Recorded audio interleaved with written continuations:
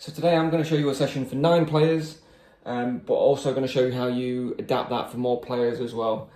So there's 3 exercises we're going to look at after the warm-up, after the rondo.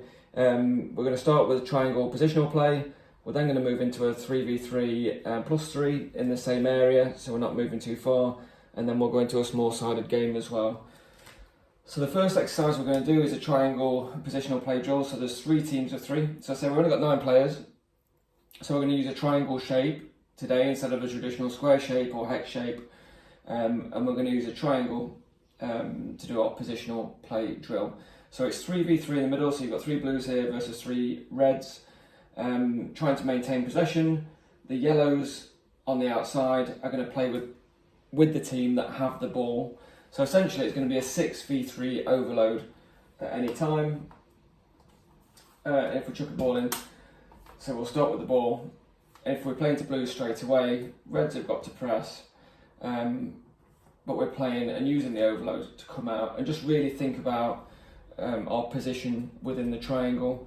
We can make this positional. This could be a centre back. This could either be wide full backs, or it could be a 6 and a 4. It could be wide midfielders even, but just change that to suit with the players you've got. But and then you can have a 3v3 battle in midfield. So it's midfield 3 versus midfield 3 with a centre half, either wide full backs or wide midfielders.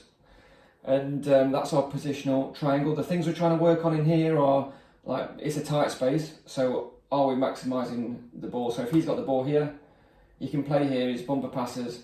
What will tend to happen is that players will come to the ball like this. And what you need players to really think of in these positional play drills is just walking away from the player to create the space. That will invite a press. We can then shift the ball, shift, and then come out. So we're inviting the press in, and we're really utilising this space in our position. We do not want to see our players coming towards the ball, because all they do then is act as part of the press, the opposition press. What they want to be doing is maintaining their position and either moving 1 or 2 yards to either side to change the angle. And communicating clearly, yes, play to the winger, here you go, and the ball's right there. So we're really thinking about how we're playing. Now, as soon as the reds win the ball here, they then become the team that play with the yellows, and then they can think about stretching the opposition, and the blues have to press to try and win the ball. Really nice drill, one to have in your back pocket. You could amend that to suit bigger numbers, just change the shape. So if you've got 10, you obviously have a squarer shape and amend the numbers to suit.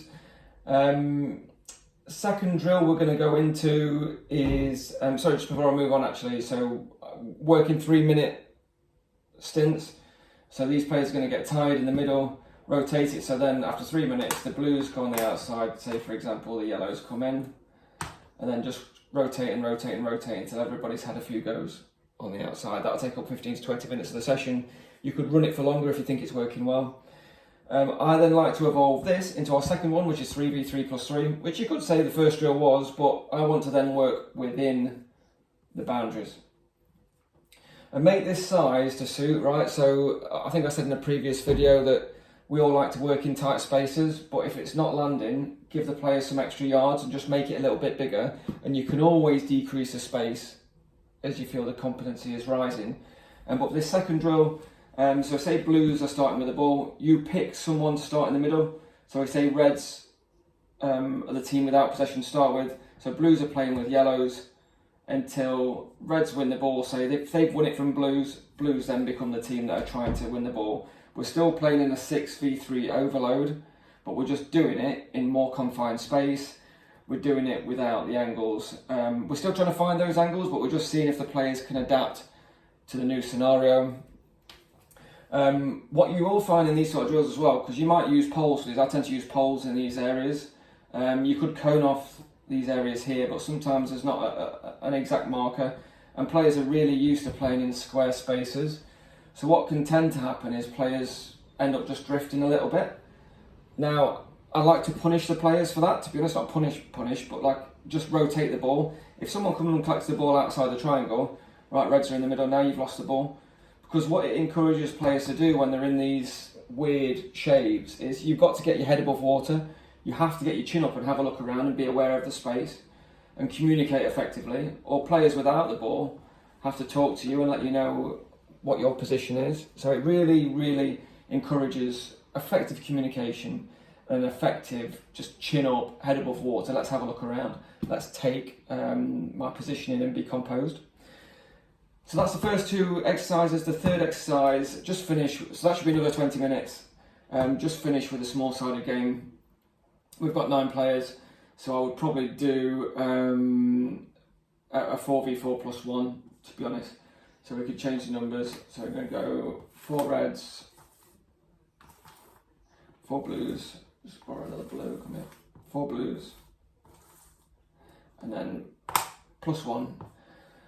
So it's a directional game. So the blues are shooting this way, the reds are shooting this way. The floating player plays for both sides in possession. This is a favourite small-sided game of mine because what can tend to happen in these small areas, this might be a 20 by 20 or a 25 by 20, is if the ball is, if reds are attacking here, then blues tend to get crowded around a goal here. What this encourages, 2 goals, is a switch of play to change the point of attack to score a goal. Again, on the goals, you can have conditions. I tend to like a one-touch finish. It just stops people trying to shoot from all over. But you can add different conditions in for that. You could add a third goal if you want to, make this pitch a little bit bigger. Have a think about it, be creative actually, and whatever you're comfortable with. But these are my favourite things to do. This full session is a favourite session of mine. If I've got 9 players, I tend to do something like this. But like I say, you can amend to suit, but just have a think.